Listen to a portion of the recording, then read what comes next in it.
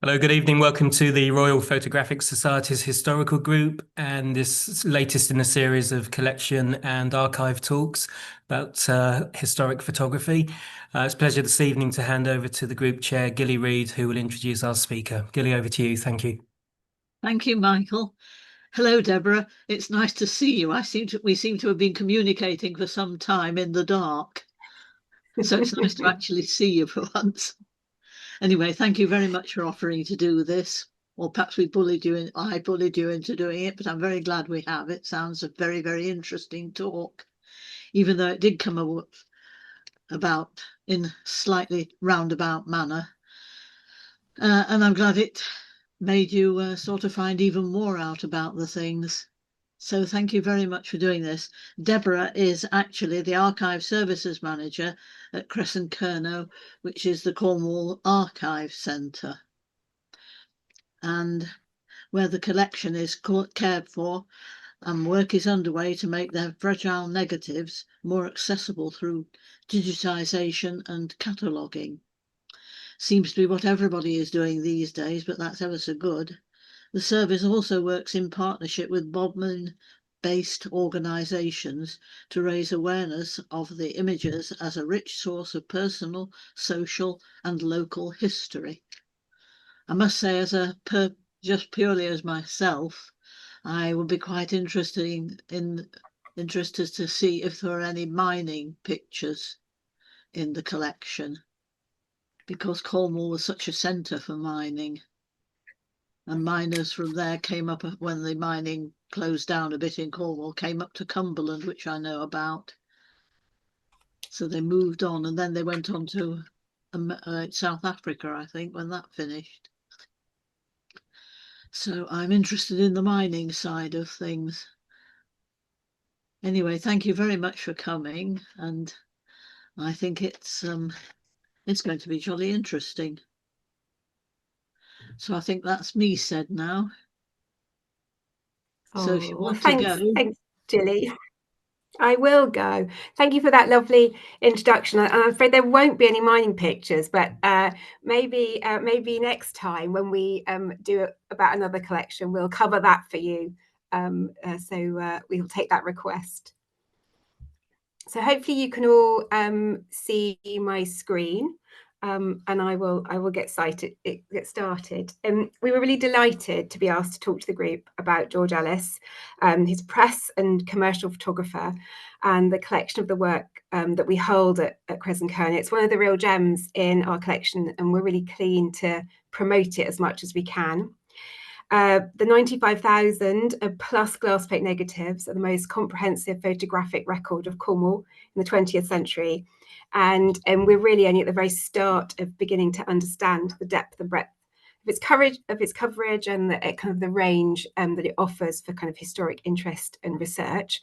I'm going to start by saying what several other archivists have said at the beginning of their talks. I'm not a photographic historian, so I can't really talk about the kind of technical elements of his work, but I have been part of the team of staff and volunteers over the past 5 years who've been working to make the collection more accessible through fundraising, cataloguing and digitisation. So I'm hoping that I'm at least able to give you a really good introduction to George and highlight the significance of his photographs. In putting together this presentation, I'm indebted to the Ellis family, who've kindly shared kind of biographic details, family photographs and their own memories, as well as to our group of volunteers at Kresen Kernow and the Bodmin Then and Now group, who have been so generous in sharing their research and knowledge. And although our collection relates to the period after his move to Cornwall in 1939, I will briefly talk about his years in London, as I think they provide helpful background to his long and successful career. And then I'll move on to talk about his move to Cornwall, and then I'll finish by showing you a selection of his work. So who was George Ellis? He was born George William Francis Ellis, the 31st of July, 1900 in West Kensington. And the family moved when he was quite young to Hanwell in Ealing, where he attended St Anne's School. He left school at 14, and his initial ambition was to be an engineer, and he had a keen interest in electronics and motors. He worked for various local firms until joining Fairey Aviation in about 1916, and he's shown here on this 1921 census as an aircraft fitter. He's the third line down. His interest in photography had already begun by then, and there are a very small number of photographs taken in the factory in 1919.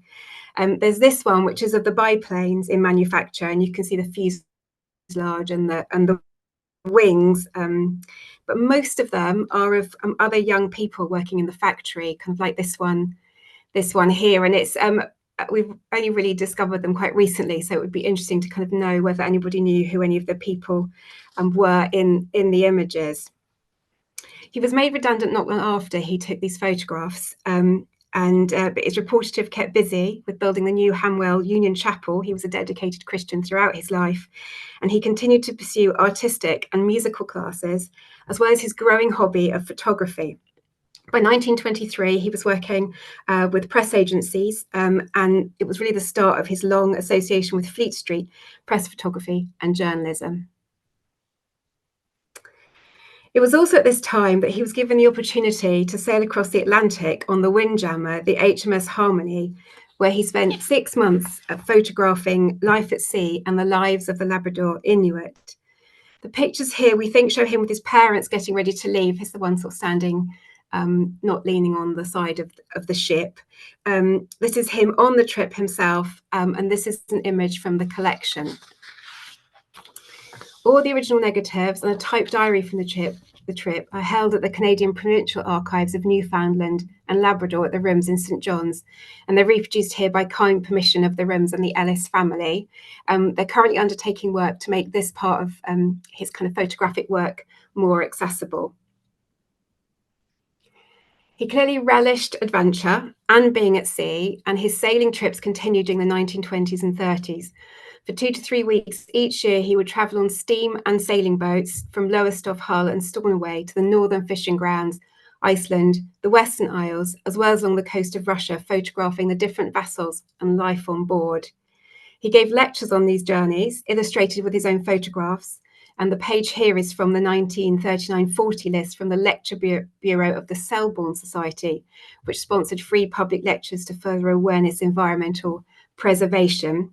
And in his description, he describes himself as a London press photographer who has had many thrilling experiences in his never-ending quest for fresh pictures.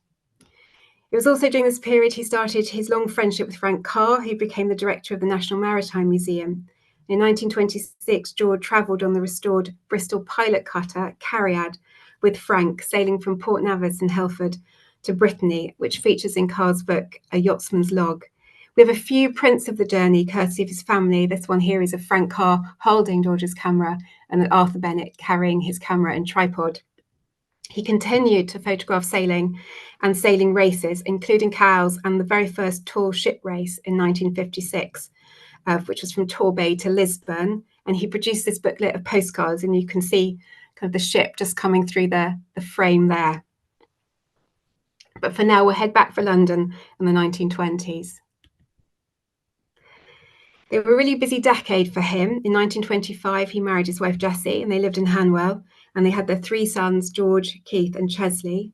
He also joined the Middlesex County Times as staff photographer and art editor in 1927, fitting in his freelance Fleet Street work and trips around his responsibilities at the paper. And a collection of his photographs from this time are at the London Archives, and you can view them online at the London Picture Archives. There are photos of significant events, including the British Empire exhibition, royal visits, but he also photographed things like construction projects for the paper. And this is of the Guinness Brewery at Park Royal, as well as kind of everyday events in the towns and villages. And if you're interested in this period of history in that area, do take a look. They're digitised and really well catalogued. And as art editor, he was also involved in the printing and publishing side of the publication. And he developed a real eye for composition and layout, which he continued to use throughout his life. However, in 1939, the County Times and Acton Gazette came under the same ownership, and George looked for new opportunities, and he secured the position of staff photographer to the Cornish Guardian. The Cornish Guardian was founded in 1901, and operated from its base in Bodmin. And there's a photo in the bottom, which one of George's photographs of their offices.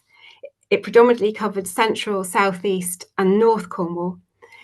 And that was the area that George's photographs mainly cover. His new position coincided with the start of the Second World War, and George travelled to Cornwall on Sunday the 3rd of September, the day war was declared, leaving Jessie and the boys behind. His very first picture for the Cornish Guardian were taken on the 4th of September 1939 in Weybridge, and they show kind of Cornwall at war. And this is the image here, and the caption in the Cornish Guardian paper where it was used, noting the tin hat and the gas mask. His family followed him in early October, and Bodmin became their home for the next 40 years. I haven't got time here to talk about his family and public life, but they were very much part of the local community, active in civic and creative life. And in a draft biography written by his son, they're described as participants, not spectators, and they were active in all areas of life that they cared about. But for this talk, we'll focus more on his professional life. Unfortunately, with paper rationing, his work at the Guardian ended, but he continued to work as a freelancer to both the Cornish Guardian and the Western Morning News, and he used their offices for a time. But he soon took on his own shop and premises, which included a studio and a darkroom. The photograph here is of the frontage of the shop, which was at 4 Nicholas Street, and this is taken in 1948, and it was the base for his work until he retired in 1975. It's in the centre of the town and offers quick access to whatever was going on and a prominent shop front for advertising to passers-by. And he was soon building his commercial business alongside his press and freelance work. And hopefully you can see on your screens the close-up of the shop window. You can see the display of portraits advertising the studio, as well as posters for gramophone records. He was a really keen musician to forming the Bodmin Handel Society and was aware of the lack of facilities to purchase music sheets and records, so included an area in his shop for these, and people remember that kind of quite fondly. He also established a printing works in Bell Lane where he published his own and other publications. This is one of his series of Cornish Bridges calendars, just shown here, from 1946. It's got the Weybridge, the historic Weybridge on there with the swans. And he also created and sold postcards and brochures under the Two Monarchs brand. As well as his freelance and press work and commercial commissions, he was in demand quite early on for portraits for soldiers going away, passports, ID cards, and various photographs of children's, babies, and families. He did this from his studio at the back of the shop, and in the early days, you can see in some of the pictures the various pieces of equipment, furniture, and staging he needed to use to kind of make the images work. In this selection here from the 1940s, you can maybe make out a box of glass plate negatives tucked in the corner of this wedding photo. We have the shadows caused by the lighting, and you can see the fabric behind the image of Mr. Cathcart and Turner, which he used then to go on to create their passport photographs. Here are a couple of later images from the studio where you can see that he's kind of been able to kind of adjust the lighting and kind of start to take kind of more creative pictures of people. And then there's a couple more just to kind of share with you.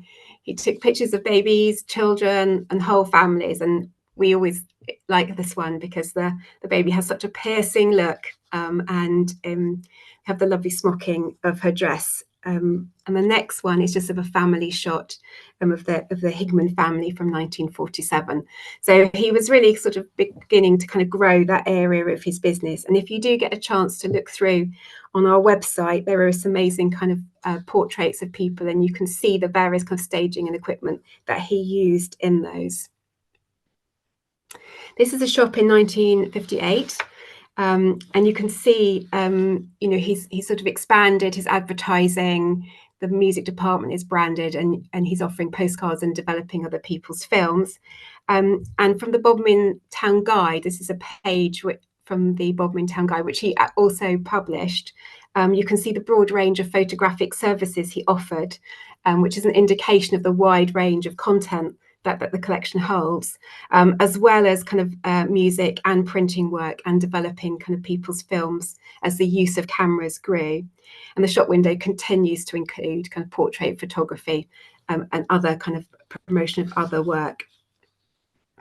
And I thought you might also be interested to see how he combined his photography, design and printing. And this is in the Wadebridge Town Guide. The circles are cutouts to the images behind, and he kind of took the photographs and kind of drew the image of the bridge. And it shows how he was continually innovating and trying new approaches. I've also included a letter to the editor of the Devon and Cornwall Post, which highlights the new design and his photographs and illustrations and the response. I particularly like the letterhead with its press and commercial photographer and journalist heading. It gives a list of directors, including his wife and two of his sons who were active kind of members of the business. And again, the range of services the company provides. His son Keith was very involved in the photographic work and went on to become a successful press photographer and was actually a member of the society too. The main reason we know so much about George and his work is that both he and his family are excellent record keepers. The Wadebridge Guide, letters, aviation records were all in the collection of his sons, George Vaughan Ellis, architect, along with this catalogue of the sail equipment made in 1986. It appears that George had retained all the cameras he had used in his 50+ years of photography. And the next slide here lists the variety of the equipment that he used. The newspaper article kind of gives details. Item number 47 is the oldest, which is an ensign mahogany field camera, which they think dates from the 1890s. There's also a rare pocket camera from 1910, which is listed under number 49. An assortment of other equipment, including, I don't know if I'm going to say this right, an ICA reflex camera with a lens which acted like a telephoto lens today for long distance nature shots. I'm sure you'll probably all know more about how they work than I do. But we have also included some images of some of the cameras for people who might not be familiar with them. These are kind of samples, not the actual ones. And I'm sure that you'll all be familiar with the kind of opportunities and challenges of taking pictures with this type of equipment, whether it's at sea or kind of in the field or at a wedding. George officially retired in 1975 and he closed his shop and studio premises, but he did carry on a limited amount of photographic work from home, where he set up a small dark room in the cellar, which enabled him to print from the negatives he had created over his long career.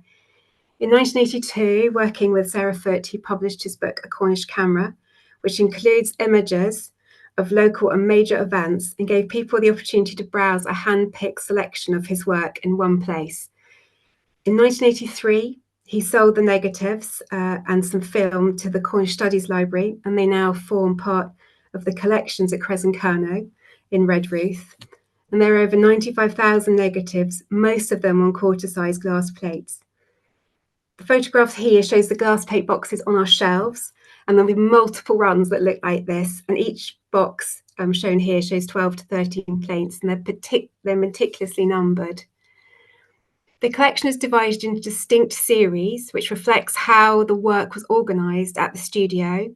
So I've listed them here in case it's of interest. We have things like portraits, the Cornish Guardian, which kind of ends in 1940. We have the event series, commercial, sport, schools and weddings. We've digitised just over 13,000 of them, so still a long way to go of the total 95,000. And by far the largest group is the events, with over 52,000 negatives, with weddings as the next largest at just over 13,000. We've been greatly helped in making this vast collection accessible by the amazing set of ledgers George and his assistants kept that record information about each image. This example here is from the event series and shows a range of activities which he covered. So you have here St Austell Scouts, St Column Agricultural Show, Major General Hawes speaking to the Red Cross, a Mothers' Union pageant, and you can see the detailed information about each shot, and very often he'll name who was in it. This attention to detail in his work makes it such a pleasure to kind of work with the collection and explore it, as we have a glimpse of the stories and the people behind each photograph, which is quite rare in our collections. The other leverages are similar but note different information depending on the type of photograph. Portraits may record the sitter and the reason that they have come to have their portrait taken, whether it's for a passport or an ID card. If it's children, we may have the name of the parents who paid for it, and weddings give family names and the various configurations like bride and groom, horseshoe, attendants, those sorts of details. And they're really sort of an amazing way into the collection. But although the work and the collection is well known in Bodmin, as many people remember him taking photographs of local events and may very well have their own family photos, wedding prints. Overall access to the glass plate negatives has been a challenge. Pre-digitisation in particular, we relied on a microfilm created of a quantity of the images, and only a small selection were really widely used.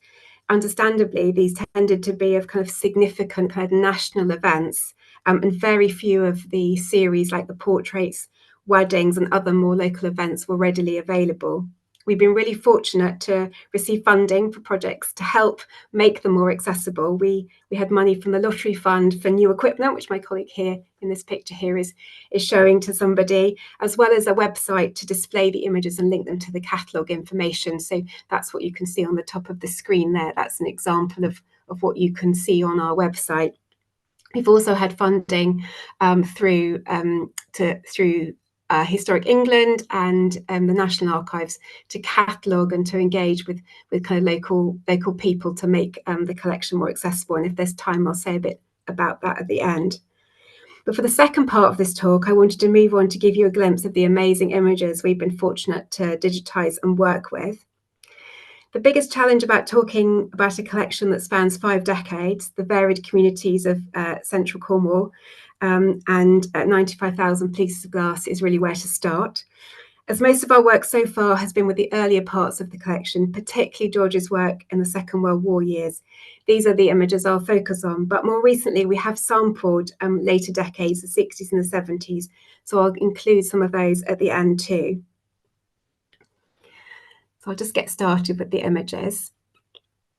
The Second World War was declared on the 3rd of September, and as we know, by the 4th, George was photographing preparations for war in Cornwall.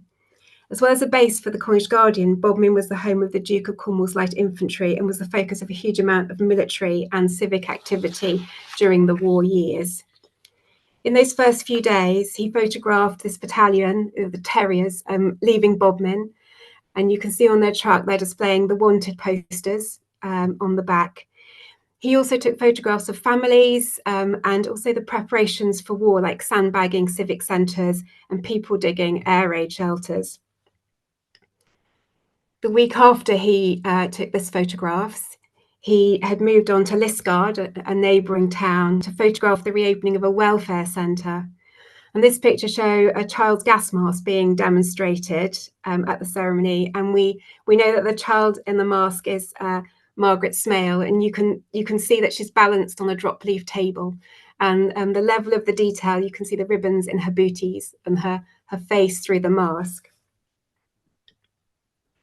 I thought I'd show you the ledger, which kind of captures his first series of photographs from that first week. And you can see the areas he covered. He went from Wadebridge through to kind of Bodmin, Newquay, Lostwithiel. He went down to the River Foy and then to the Westbourne Bridge. So he was really kind of travelling around, and you can see the range of kind of topics that he was looking at. You can also see that a later hand has gone in and put in that the baby's name was Margaret Smale. So it's nice to have that detail kind of followed up with. This is a photograph of evacuees, also from those first few weeks of September. And these children were from Paddington Green, and he's photographed them at Ready Money Beach at Foy. And this image wasn't, but one of the images of them was used in the Cornish Guardian. Evacuees continued to arrive throughout the war from the southeast, but also Exeter and Plymouth, and he took photographs of schools and families arriving, as well as groups taking part in hobbies, sports, parties, and helping with the war effort through kind of paper recycling and fruit picking. He also took photographs of the infrastructure set up to support the extra people, like the welfare centre picture we saw, but also national restaurants and the various hospitals.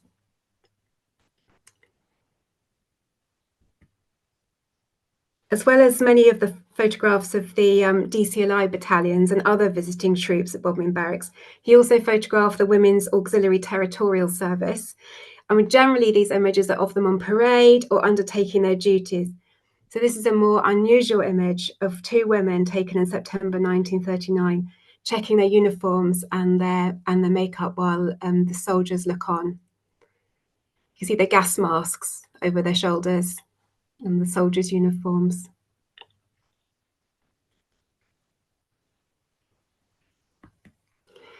As the register showed, he also travelled around the area, capturing work underway elsewhere to support the war effort, often visiting 2 or 3 locations in one day. This is a photograph of Curtis's shipyard at Pauline in Looe, where the men are building fire floats and other small craft to be used in the war effort. These and other images were used as part of the campaign to show how industries were supporting the war effort, and the following year he visited Polperro and photographed fishermen making nets for camouflaging buildings. And you can see kind of the light coming through and catching the boats and the chain hanging in the foreground there while the men look on.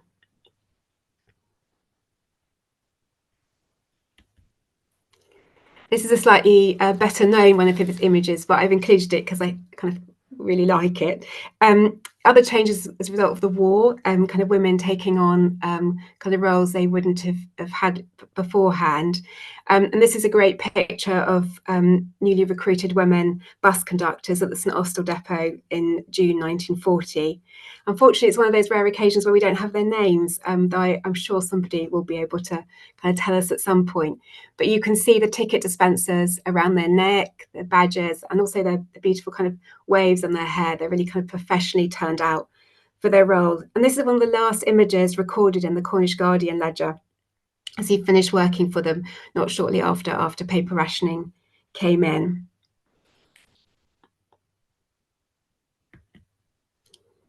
He took many photographs of the Women's Land Army at work, mainly on farms. So this is a slightly more unusual kind of series of photographs of women working at the forestry camp at Bradridge Woodland near Boynton. There are over 20 in the series. We haven't found if they've been used in any way yet. We haven't managed to find them in newspapers or kind of anywhere else.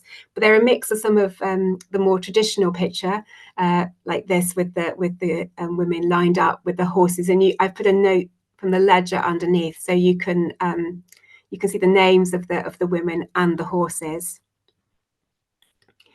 But he also took a range of other shots of the forestry camp. Got the ones of them actually working on the wood, and then also a series of them in their dorms and going about kind of their time off duty. So we got this of them playing darts, and then they're off on a night out, and you can get a sense of their lives at the time. He's got them kind of washing out their tights, things like that. So it's a real sort of insight into their lives in the camp and kind of the way that they were living.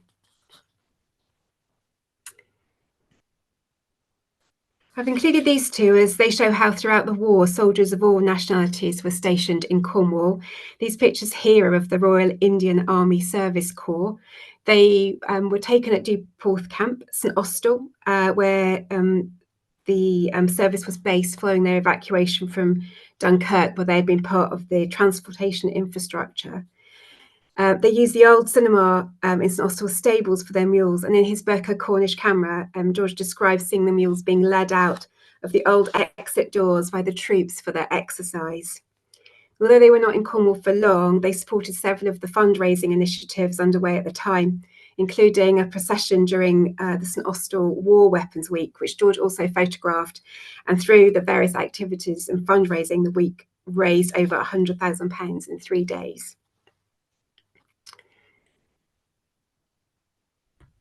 You may have spotted in his list of equipment that George wasn't always on the ground. And this is an example of how kind of well regarded he was, as well as kind of showing some of his other work. In 1943, when the British authorities received the first batch of colour film, he was given some from the British Council to illustrate press stories of how well the country was coping at war. And this two-page spread was in the papers of his son, and there is a note on the bottom about kind of receiving the film and how it was used.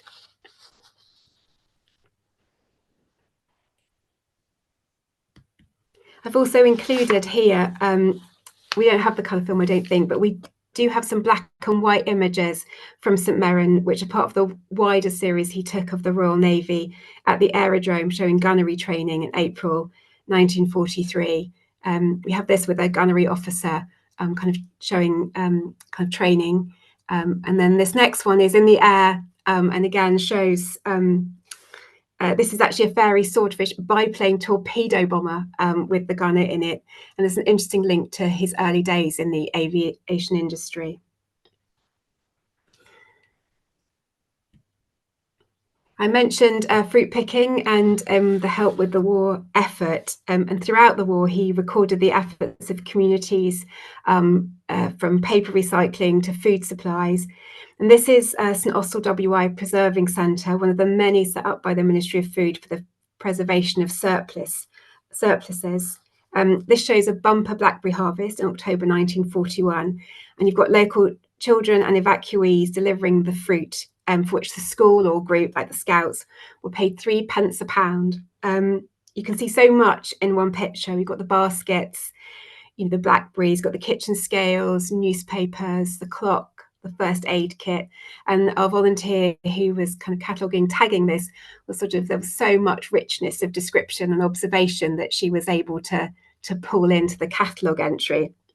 I've also included the excerpt from the Cornish Guardian newspaper, just because when we researched this image, we found that it was actually quite controversial that they were making and selling the jam because the manufacturing industry thought that they might be being undercut.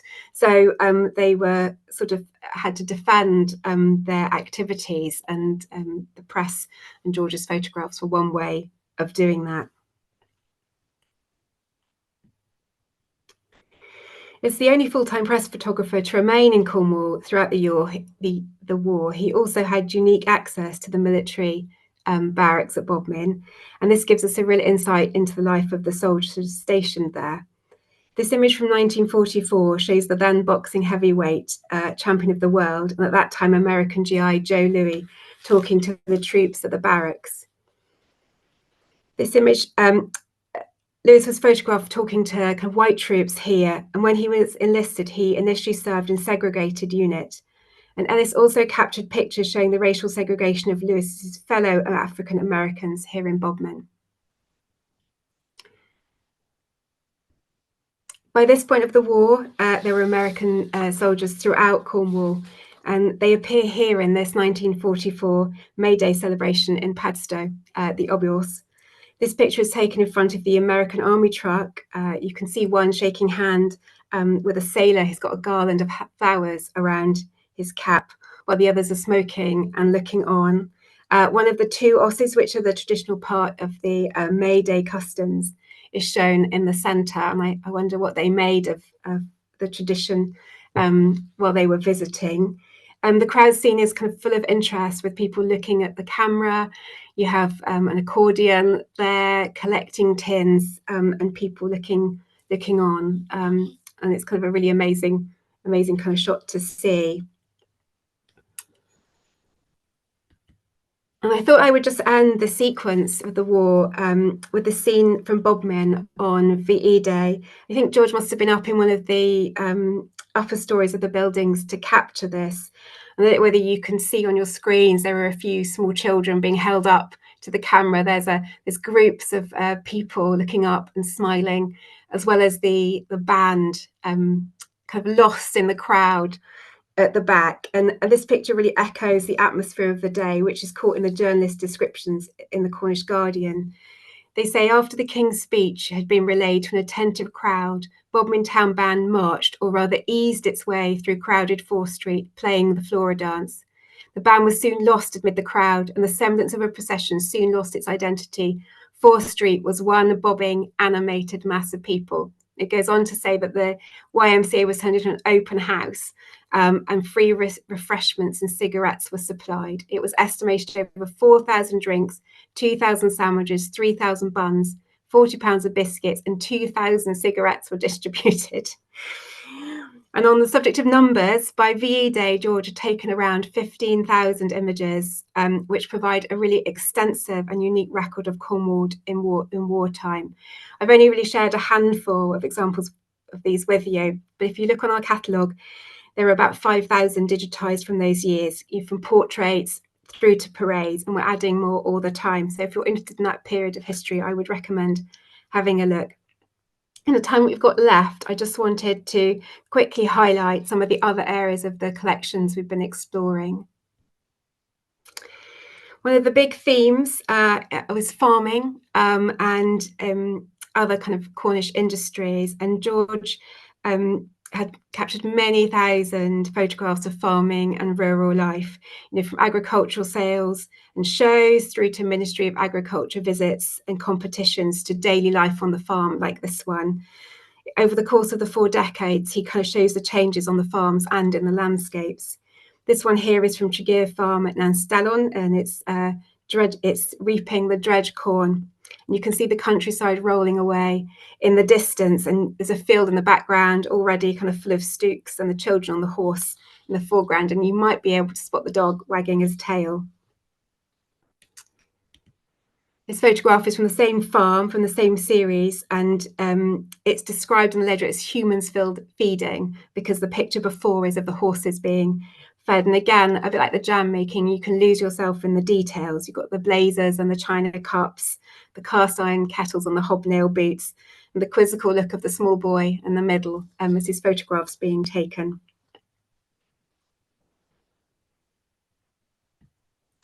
I've also included a couple of more different types of photographs that show George's skill in conveying a feel of the moment and composing a scene.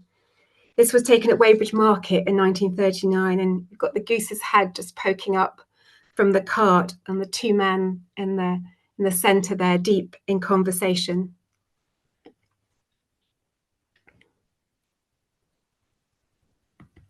Some younger subjects here, and there are many photographs of sheep sales and fairs, and here's a wonderful way of capturing the characters of the sale, from small children like these ones to more seasoned buyers as they negotiate with each other.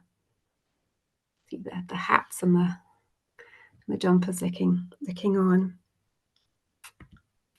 There are other photos reflecting kind of other industries in Cornwall, although no mining, I'm afraid, Gilly, today. These are the women at Pauline's fish factory in Jessie preparing the pilchards. You can see, the work is really messy with the aprons. They've got newspapers doubled over, and the wicker baskets in the background. And next to them is members of Lou Fisherman's choir, grouped on the quayside with their conductor, Harold Mutton, and he's the chap in the trilby. And choirs are a deeply important part of life in Cornwall, and the collection includes a wide range of kind of musical rehearsals and performances. And George himself was a keen musician. There were also records of plays and operas and pageants. I've just included this as well. This is Mr. Tom Brown preparing a lobster pot at Port Isaac from 1943.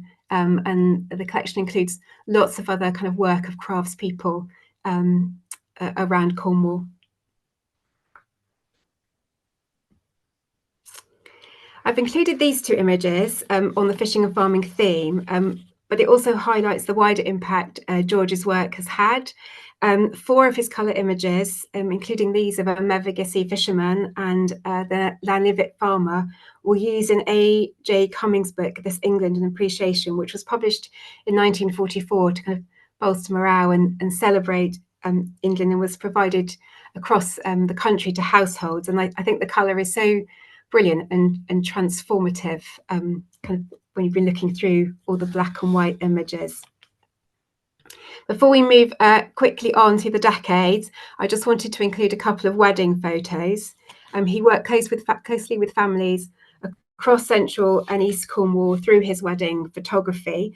There are 13,000 plates, and as a group, they are really significant and unique record of families, showing people celebrating together kind of for 4 decades. As well as the weddings themselves, the images include receptions, cake cuttings, present tables, and you get a tremendous level of detail in terms of kind of clothing, hair, and vehicles and various traditions.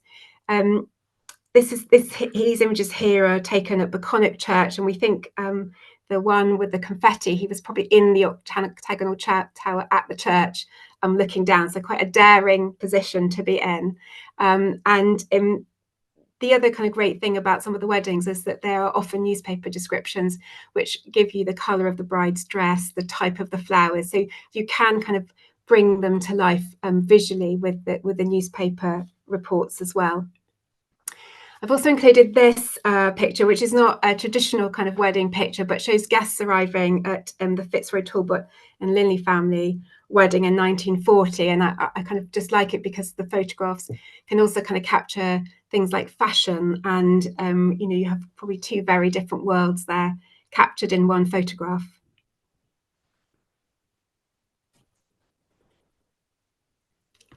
I want to go from weddings quickly to holidays and days out.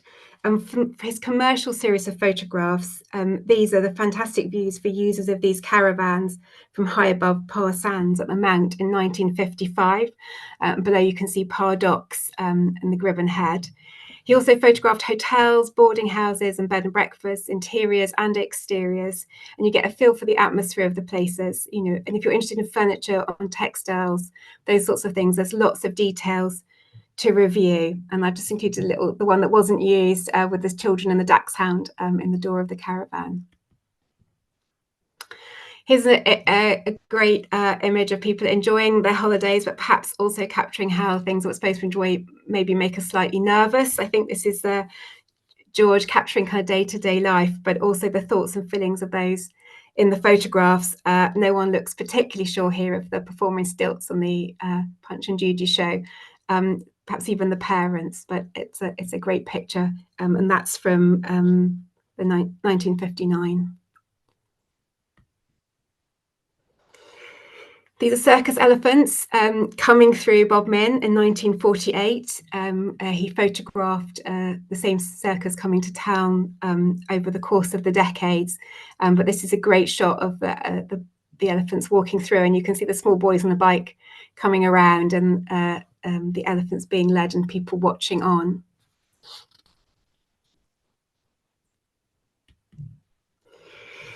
And this is a floral dance in Carnival Week in 1956. It's less righteous than the one attempted on VE Day over a decade before. But it's a great image because you can see the shops in Fore Street, and we have a whole series of photographs of the shops that he took.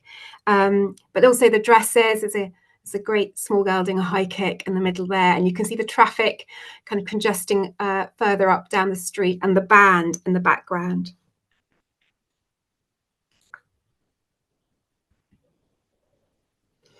This photo from 1962 shows Nigerian potter Ladi Kwali demonstrating her method of pottery at Wenford Bridge, which was Michael Cardew's pottery near Bodmin Moor. In the audience in the jacket is Bernard Leach, as well as other potters from across Cornwall. Michael Cardew had a close association with African potters, and 10 years earlier, George had photographed visiting African chiefs and students watching Michael throw a pot in his own workshop. As well as these events, the collection includes other photographs of past people at work, like the lobster pot maker, but also Delabole slate quarry, carpenters, you know, and other trades. We're moving now through the 60s, and these photos are from 1968 of the Cornwall band The Onyx, a psychedelic rock group which formed in Bodmin in the 1960s. And by this time, George had been in Bodmin for nearly 30 years. The band went on to be a national success, recording several BBC sessions and releasing a number of singles. And you can see that there's there's a prompt for the Bodmin Music Department with a special display in George's shop for them, and it shows him experimenting and continuing to try kind of new approaches. And these images are on film negative rather than glass plate negative. And then right through to the 70s, we don't have much from this period which has been digitized yet, but we have a film negative, which is the opening of Hillside Park Estate and the 1000th council house in Bodmin in 1972. And this picture here shows the local MP, Robert Hicks, and the mayor of Bodmin at the time, Mrs. Mary Kendall, walking through the estate. And you can see how kind of fashions have changed, you know, boots and short skirts, compared with the early photographs. And then there's this great picture of the lollipop lady escorting children across at Barn Lane. And you can, you know, the bike and the little girl with her satchel and the boots again as the children look at the camera. And this is the final slide from the collection that I've included.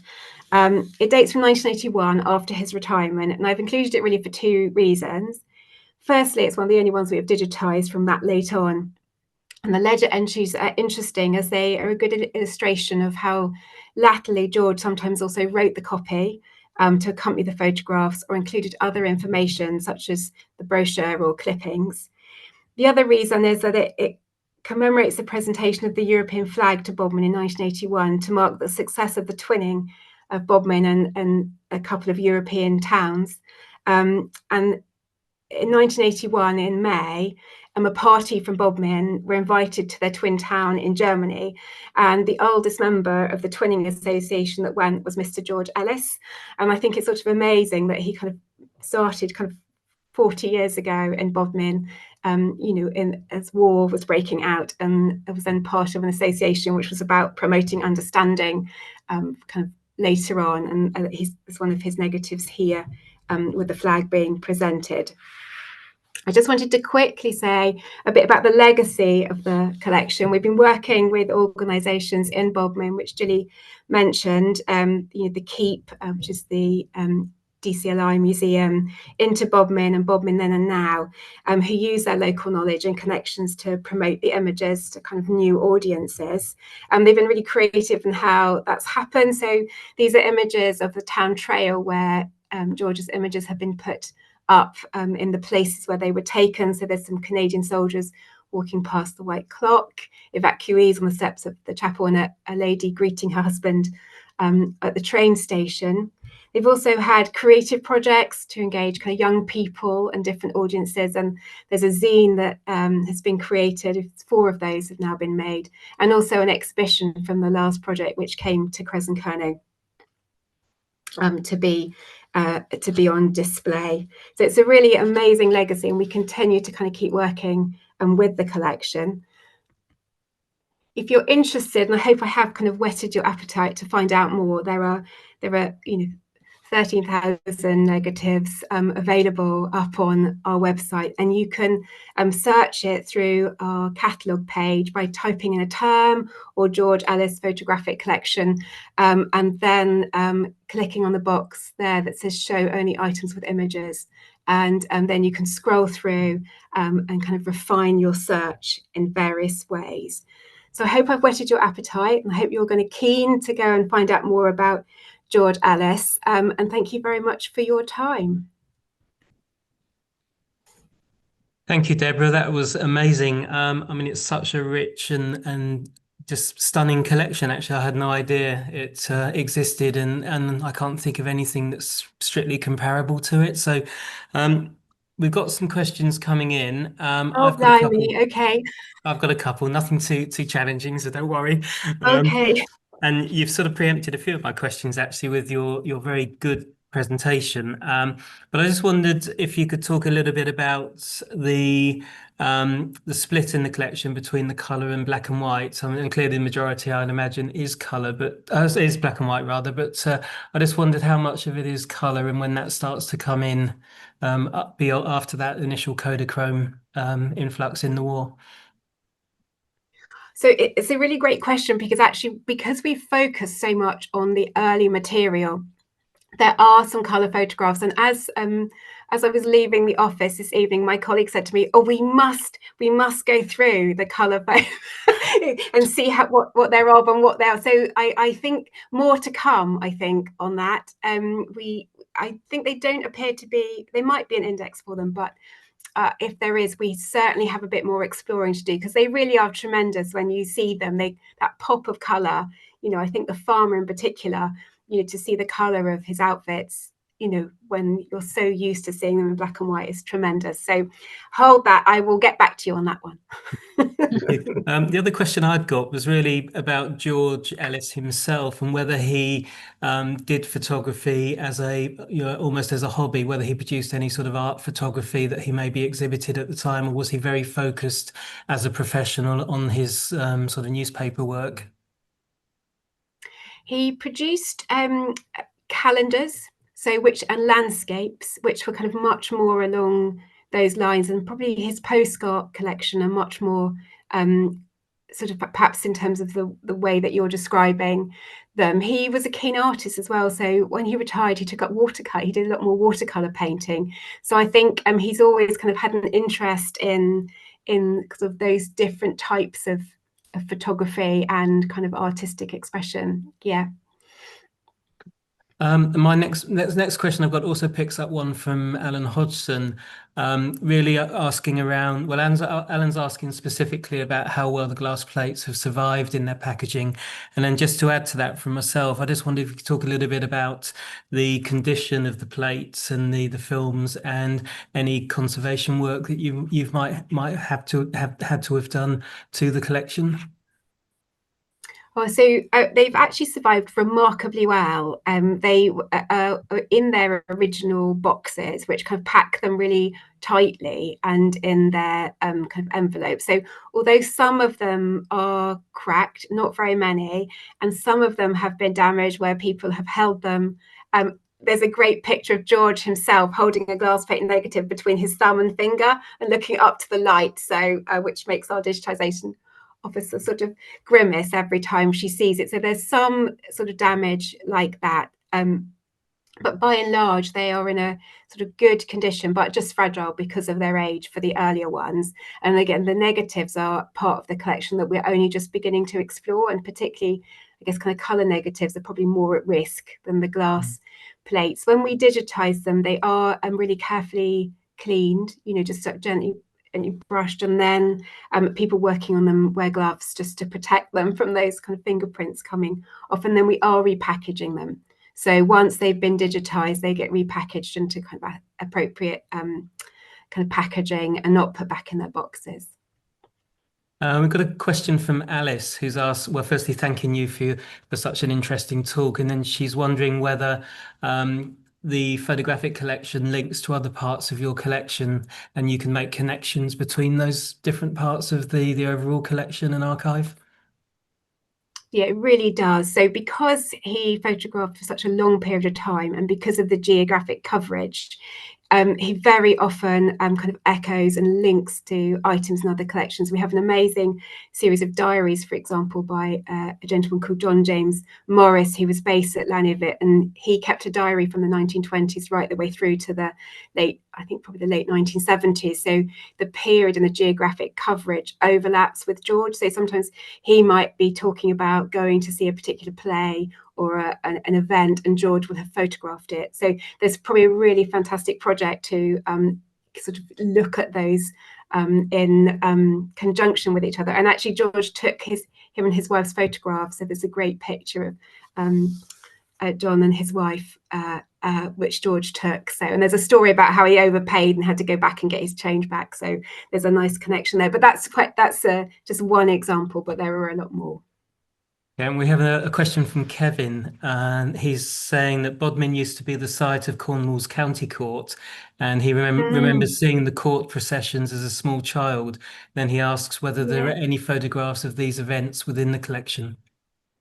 There certainly are, and they are, a number of them have been digitised as part of a project within Bodmin. And if you kind of look on our catalogue and search for those, you'll probably be able to see them, see the processions and in their kind of formal wear as they kind of go through the town. Great. Well, I think that brings us very neatly to the end of this evening. It's been a fascinating insight into the collection and such wonderful photography and social documentary photography as well. So thank you so much for sharing those. You sort of preempted two of my questions around how people can see the collection. So I think a lot of us will be going to the website after we finish this evening. And you also spoke specifically about how you're using the collection within the local community. And I think it's a really good example of how some of these historic collections can inform, people today and bring a new audience to what might be just seen as history. And I love some of the fashions. You probably spotted, and I think I did on one of your slides, the wedding picture and with the confetti. But I think you had George's shadow taking the picture in the bottom corner there. So I think he was with us this evening. So I think he certainly was, wasn't he?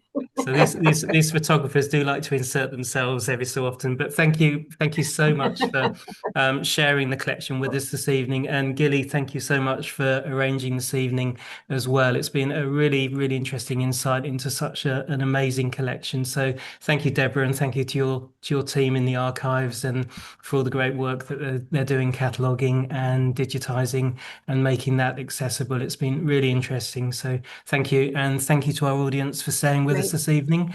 We have a number of further talks arranged through to the end of the year, so do check the RPS website for further talks and some visits as well. So we have a visit to the National Science and Media Museum that we're going to announce very shortly and look at their new galleries, but also further collections talks. So thank you everyone, and good night.